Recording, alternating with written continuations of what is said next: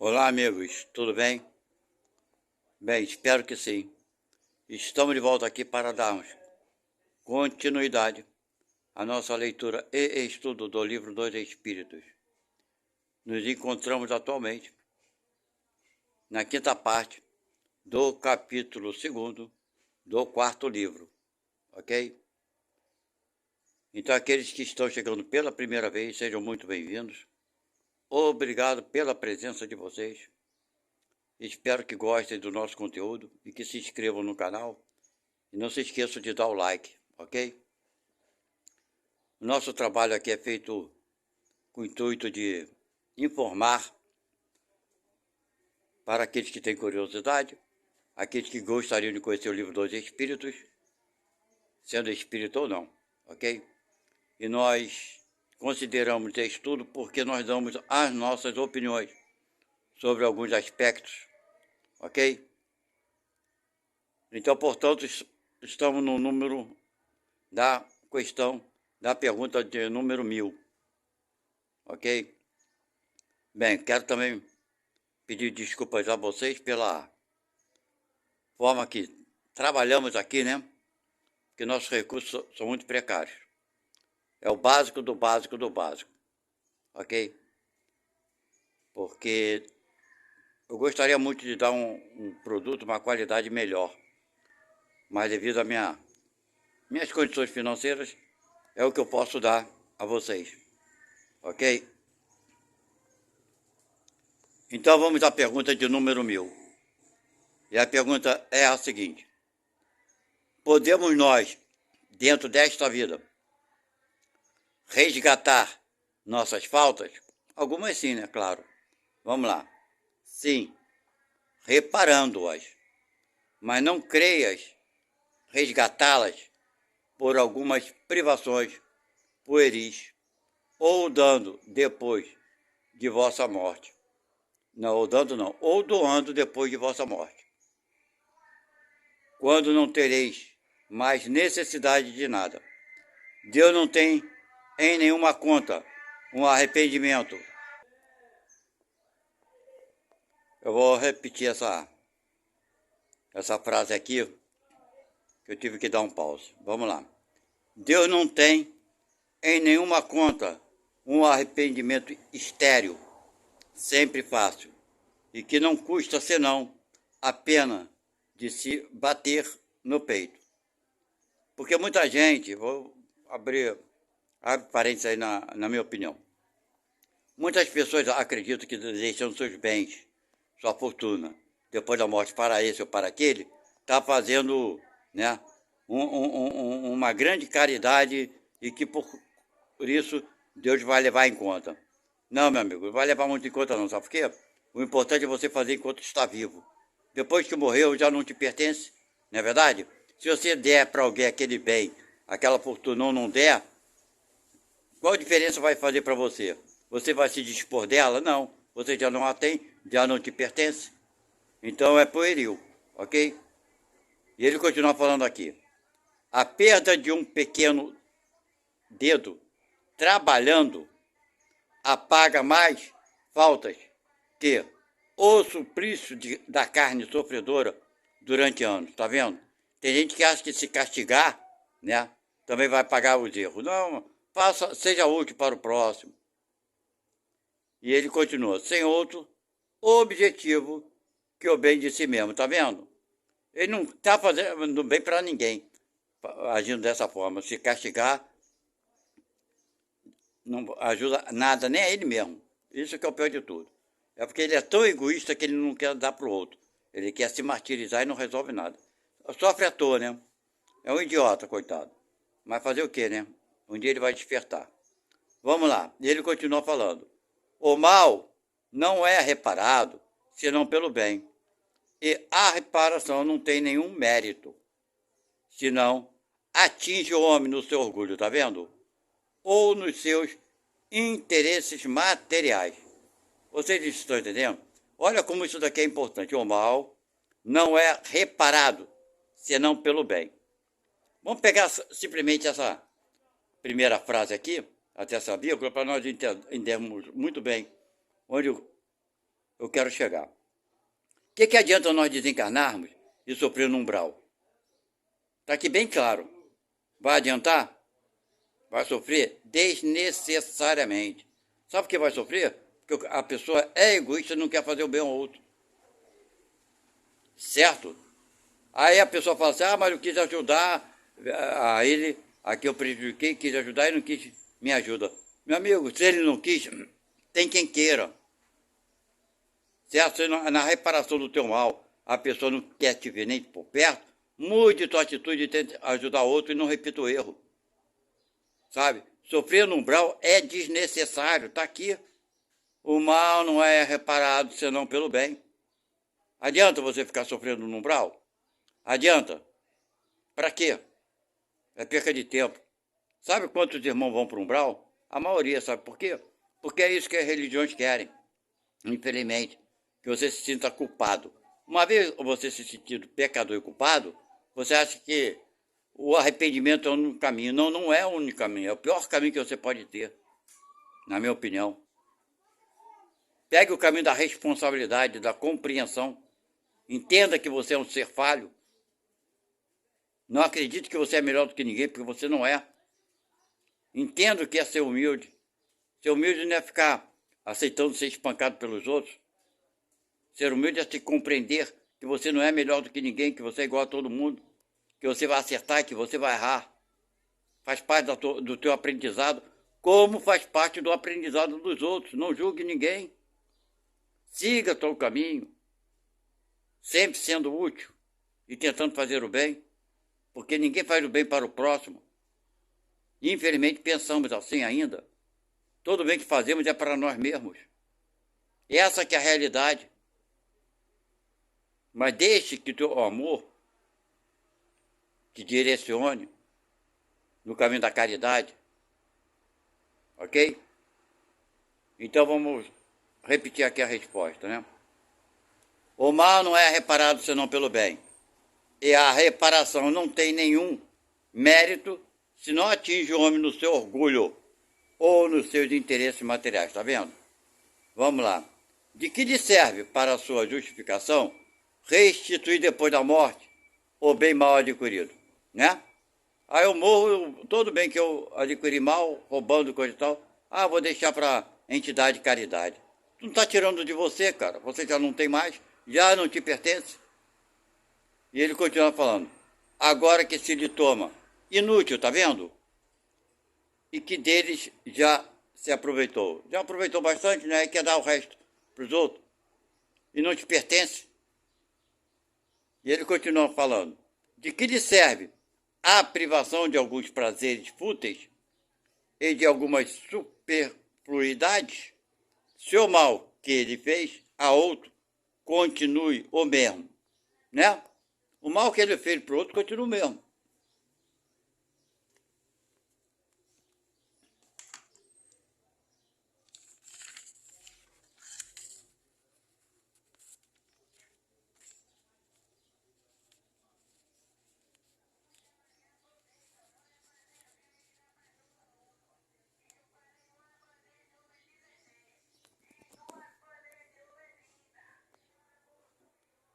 Então, meus amigos, eu tive que dar um break aqui, é porque passam os carros na rua, né? E quero pedir desculpa a vocês, porque infelizmente nós não temos um equipamento melhor, né? Para fazer, né? Esse vídeo de uma qualidade melhor. Mas vamos lá, ele continua então. De que lhe serve, enfim, se humilhar diante de Deus, se conserva seu orgulho diante dos homens, não é verdade? Tem gente, é por isso que eu concordo com essas coisas que alguns espíritos botam aqui, que são muito relevantes. As coisas interessantíssimas. Por exemplo, a pessoa me humilho perante Deus, eu reconheço Deus como meu Pai, meu Criador, eu não sei o que, meu Deus, eu adoro a Deus, adorar a Deus, adorar a Deus. Porra! Opa, desculpa falar. Caramba! O que adianta fazer isso e não fazer para o próximo? Né? Não reparar seus erros? Acha que ficar puxando o saco de Deus vai resolver a situação? Quantas pessoas ignorantes pensam assim? Quantas pessoas vão para a igreja ficar berrando, gritando, falando o nome de Deus? Aleluia, aleluia, quando sai dali, na primeira, ao dobrar a primeira esquina, no primeiro momento ofende alguém, fala mal de alguém, já sai de lá falando mal dos outros. Que quanta coisa estúpida fazemos. Ah, não, mas eu adoro a Deus. Deus vai me proteger. Vai te proteger das besteiras que tu faz? É isso que vocês pensam? É isso que nós pensamos? Vamos lá, pergunta 1001. Não há nenhum mérito em assegurar, depois da morte, um emprego útil dos bens que possuímos? É sempre a mesma coisa, sempre a mesma pergunta. Bem. Cara, você não te pertence mais nada. Aquele dinheiro todo que você possui, vamos prestar atenção numa coisa e dar valor numa coisa. Se você não deixar para ninguém a tua herança, teus bens e coisa e tal, Deus irá direcionar esses bens, certo? Numa direção que deve ser tomada. Não te preocupe com isso não, meu amigo. Você está te preocupando em deixar alguma coisa depois da morte, tu está pensando em você, você é egoísta. E não adianta pensar que é de outra forma, não. Essa que é a verdade, né? Faça enquanto você estiver aqui. Depois, cara, tua roupa, se alguém vai pegar tua roupa e dar para um cachorro, botar no cachorro, que te importa? Ela não te pertence mais.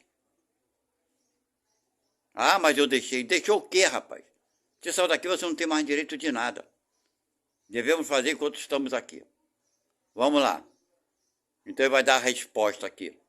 Nenhum mérito não é o termo. Embora eu ache que é o termo sim. Nenhum mérito. Nenhum. Por mais que queira pintar o quadro com uma tinta bonita, vai continuar feio o cara não é um bom artista. E ponto final. Eu não acho que nenhum mérito não é o termo, eu acho que nenhum mérito sim é o termo. Ele continua. Isso vale sempre mais que nada. Eu não acho, porque a espiritualidade irá dar direção correta àquele dinheiro, àquela herança. Ele continua falando. Mais ou mal é que aquele que não dá senão depois da morte, frequentemente é mais egoísta que generoso. É lógico que é mais egoísta. Nem um pouco generoso, porra. Ele, enquanto está aqui, está cagando pros outros. Depois que sai, quer dar? Pelo amor de Deus, né? Quer ter a honra do bem, sem ter-lhe o trabalho, lógico. Aquele que se priva na sua vida tem duplo proveito. O mérito do sacrifício e o prazer de ver os felizes que fez. Mas o egoísmo lá está e diz. E diz-lhe, o que dás, suprimes dos teus gozos. E como o egoísta fala mais alto que o desinteresse e a caridade, ele guarda, sob pretexto de suas necessidades e das necessidades de sua posição. Lamentai aquele que não conhece o prazer de dar. Este é verdadeiramente deserdado de uma das mais puras e mais suaves alegrias, Deus submetendo-o à prova da fortuna, tão difícil e tão perigosa para seu futuro, que lhe dá por compensação a felicidade da generosidade, da qual ele pode gozar desde este mundo. Quer dizer, o rico tem essa grande possibilidade, né, de ser generoso. Essa é a grande oportunidade que ele está tendo. Mas, infelizmente, como Jesus disse que é uma prova muito difícil, não é verdade? A pessoa, quando tem uma certa fortuna, ela se acha, a vaidade, né, sobe a cabeça, ela se acha merecedora e melhor do que os outros. É uma prova muito difícil. É muito difícil. Não estamos aqui para julgar ninguém, ok? Mas para entendermos um pouco mais das coisas que passamos e que podemos vir a passar, ok? Vamos lá, pergunta 1002. O que deve fazer aquele que no último momento da vida reconhece suas faltas, mas não tem tempo de repará-las? Arrepender-se basta? Nesse caso, não basta, né? Lógico que não, mas já está no caminho. O arrependimento expressa sua reabilitação, tá vendo? Mas não o absolve, claro que não, né? Não há diante dele o futuro que jamais se fecha. Quer dizer, o futuro jamais se fecha para ele, certo? Então no futuro ele vai poder reparar, fazer o bem a quem ele prejudicou, ok? E utilizar melhor os recursos que obteve. Duração das penas futuras. Pergunta 1003. A duração dos sofrimentos do culpado na vida futura é arbitrada ou subordinada a alguma lei? Bem, alguém condena, certo? Ou é por conta da lei da natureza? Vamos lá ver a resposta? Deus não age jamais por capricho. E tudo no universo está regido por leis em que revelam a sua sabedoria e a sua bondade. Então está mais na natureza, né? Claro. Deus não vem aqui para... É por isso que eu falo. Deus não castiga, Deus não julga, Deus não condena, Deus não obriga que a pessoa passe por isso, por aquilo. Ok? Está na natureza. E tanto na natureza está em nós. E somos nós que pedimos para passarmos por determinadas acontecimentos durante a nossa vida aqui na Terra, antes de reencarnarmos. É nisso que eu acredito, porque não, a minha inteligência não me deixa pensar o contrário, já que todos somos livres. Ok? Pergunta 1004. Sobre o que está baseada a duração do sofrimento do culpado? Eu não sei se é sofrimento, não. Sofrimento é falta de resignação. Vamos lá. Sobre o tempo necessário ao seu aperfeiçoamento, quer dizer, ele atrasa um pouco, né? O estado de sofrimento e de felicidade sendo proporcional ao grau de depuração do espírito. A duração é a natureza dos seus sofrimentos. Depende do tempo que ele emprega para se melhorar. À medida que ele progride e que os seus sentimentos se depuram, seus sofrimentos diminuem e mudam de natureza, tá vendo? Então é coisa de cada um, não adianta a pessoa querer dar fórmula para os outros. Temos que cuidar mais da nossa vida do que da dos outros. A vida dos outros devemos ajudar no que for possível, dentro da nossa possibilidade. Quem deu essa informação toda acima foi São Luís, né? Na época que ele esteve encarnado, ele era, se eu não me engano, da Igreja Católica, um padre, parece. Alguma coisa assim. Vamos lá, pergunta 1005. Para o espírito sofredor, o tempo parece tão longo ou menos longo, como se estivesse vivo. Isso vai depender de cada um. Parece-lhe ainda mais longo. O sono não existe para ele. Não é senão para os espíritos que atingiram um certo grau de depuração que o tempo se eclipsa, por assim dizer, diante do infinito. Quer dizer, vai ser sempre de acordo com a nossa evolução. Então, meus amigos, vamos à pergunta 1006 agora. A duração do sofrimento do espírito pode ser eterna? Lógico que não, né? Sem dúvida, se for eternamente mal. Quer dizer, se não deva jamais se arrepender nem se melhorar, ele sofrerá eternamente. Mas Deus não criou seres para que sejam perpetuamente devotados ao mal. Ele não os criou senão simples e ignorantes. E todos devem progredir num tempo mais ou menos longo, segundo sua vontade. A vontade pode ser mais ou menos tardia, como há crianças mais ou menos precoces. Contudo, ela vem, cedo ou tarde, pela irresistível necessidade que o espírito experimenta de sair de sua inferioridade e ser feliz. A lei que rege a duração das penas é, pois, eminentemente sábia e benevolente, visto que subordina essa duração aos esforços do espírito. Ela não lhe tira jamais seu livre-arbítrio. Se dela faz mau uso, suporta-lhe as consequências. São Luís que explica isso aqui. Bem, meus amigos, Ele fala que poderia ser, né, eterna se o espírito jamais mudasse, né, não quisesse se melhorar. Mas como todos nós trazemos a essência divina dentro de nós, é impossível, né, do espírito em dado momento não querer se melhorar, ou seja, por necessidade própria ou por arrependimento, ok? Aqui, eu não sei se seria ideal fazer um outro comentário. Não, não vou fazer esse comentário não, que é muito mais profundo. Fica para quando for ler o livro dos médiuns. Ok? Estamos lendo o livro dos espíritos. Na próxima leitura e estudo que fizermos, eu não sei se eu vou fazer o livro dos médiuns ou o evangelho. Ainda estou pensando sobre isso. Mas vamos lá.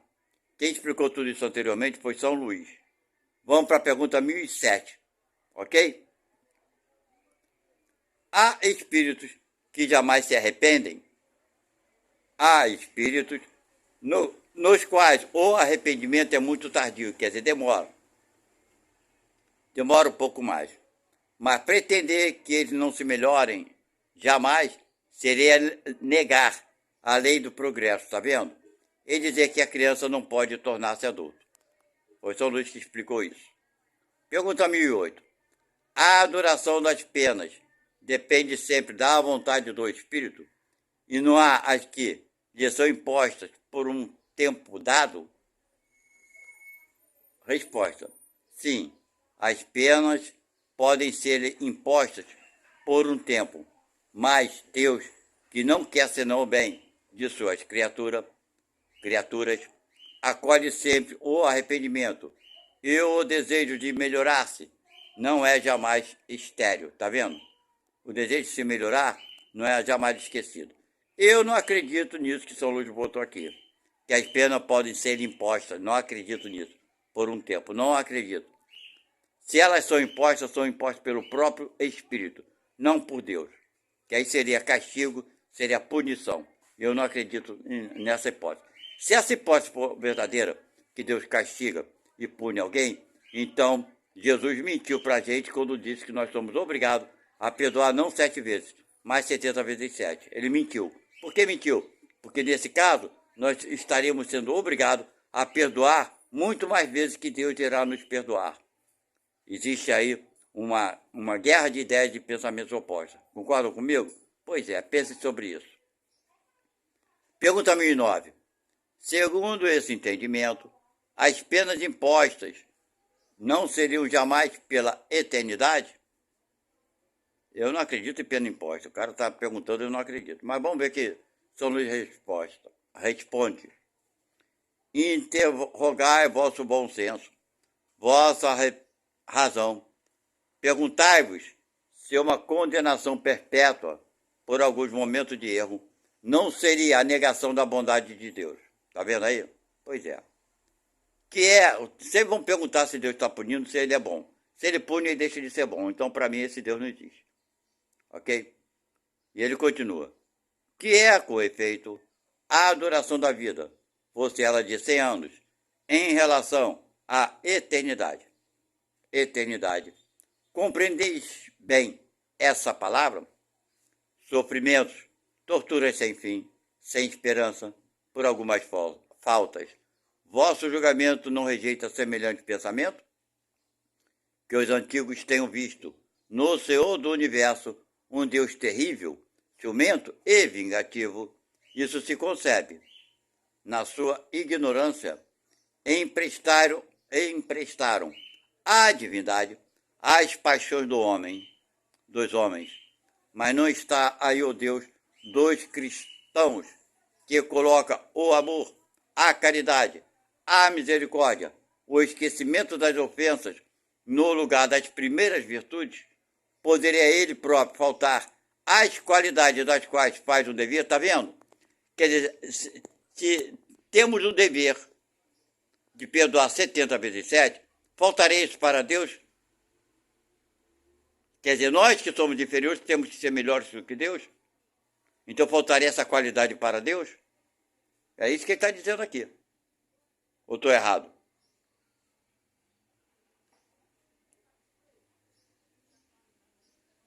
E ele continua.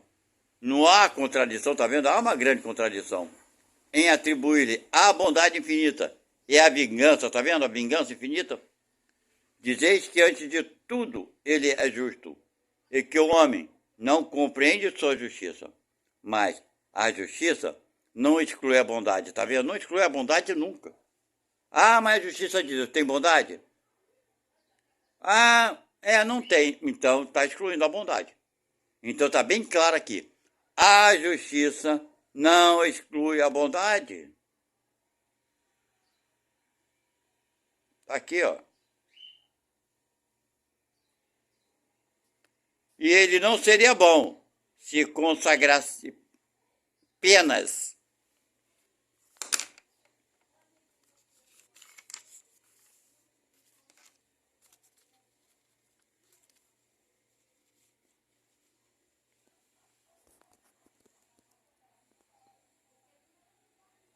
Horríveis, perpétuas, a maior parte de suas criaturas, quer dizer, a maioria de nós, né? Que estamos aqui no planeta Terra, fazendo, estamos aprendendo, poderia fazer aos seus filhos uma obrigação da justiça se não lhes tivesse dado os meios de compreendê-la, porque se nós não compreendemos, ele vai nos castigar mesmo assim. Aliás, não é o sublime da justiça unida à bondade fazer depender a duração das penas dos esforços do ocupado para se melhorar? Aí está a verdade desta palavra. Cada um segundo suas obras. Quem falou sobre isso foi Santo Agostinho. Bem, meus amigos, vou parar por aqui. Estamos na quinta parte e vamos depois darmos continuidade a esse estudo que será a sexta parte. Eu quero lembrar vocês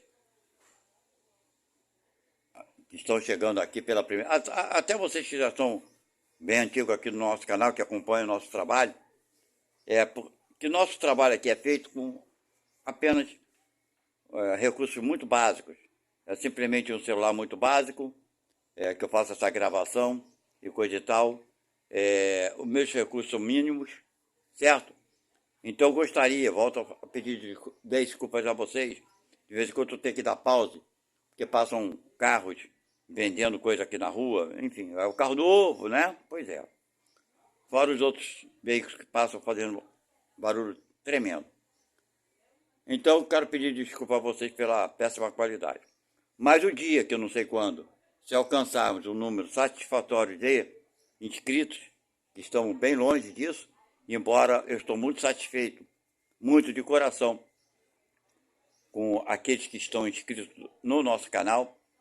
Por isso eu agradeço muito a cada um de vocês são muito importantes, sim, para nós. Mas nós não temos recurso aqui nenhum, ok? De ajuda de ninguém, certo? Nós não temos recurso, que as pessoas pensam, tem aqui, eles devem receber algum auxílio, alguma verba do YouTube. Não, gente. Vou esclarecer a vocês aqui, para aqueles que não sabem. Para o YouTube monetizar, quer dizer, pagar alguma coisa, aqueles que são criadores de conteúdo, que é como eu sou, precisa de no mínimo 1000 pessoas que estejam inscritas. Olha bem como é difícil, né? 1000 pessoas que sejam inscritas e que tenham um bom número de acessos de participantes. Então nós estamos muito longe disso. Nós estamos com 250 e poucas pessoas inscritas. Para nós, realmente é um número muito satisfatório. Então eu estou esclarecendo a vocês, porque muitos podem pensar, ele recebe algum dinheiro do YouTube pelo trabalho que faz e coisa e tal. Bem, não recebo nada. Para receber, teria que ter no mínimo 1000 inscritos. E desses 1000 inscritos, minha gente, tinha que ter muitos likes, enfim. E para receber o mínimo, né? Que não seria também um valor expressivo de monetização, ok? Mas a partir de 1000 inscritos, sim, começaria o YouTube a pagar algum valor ao criador de conteúdo.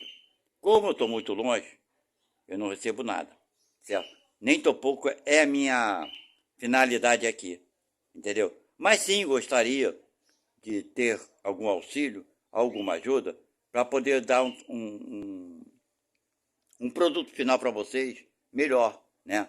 Ter uma câmera para filmar, coisa que eu não tenho, um computador, um notebook, para poder editar, coisa que eu não tenho, os equipamentos necessários para produzir um conteúdo de qualidade. Vocês entenderam? Porém, eu não tenho recurso algum, ok? Eu já comentei aqui em coisa anterior, eu vou comentar. Eu sou aposentado e recebo um salário mínimo.